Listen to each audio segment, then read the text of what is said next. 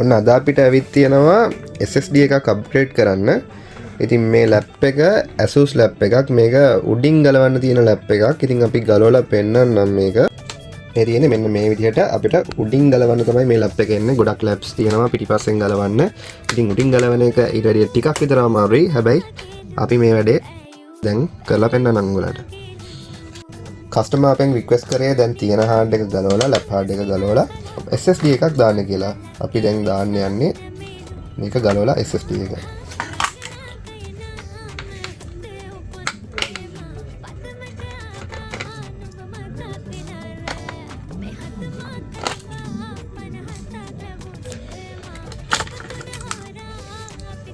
මේ තියෙන තිබ්බ හાર્ඩ් එක.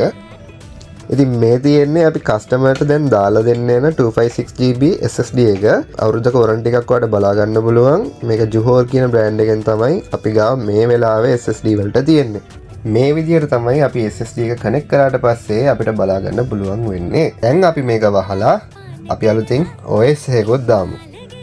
ඔන්න අපි දැන් OS එක දාලා SSD එක දාලා ඔක්කොම කරලා තියෙන්නේ. දැන් බලමු කොච්චර ඉක්මනට මේක බූට් වෙලා ඔන්න වෙනවද කියලා.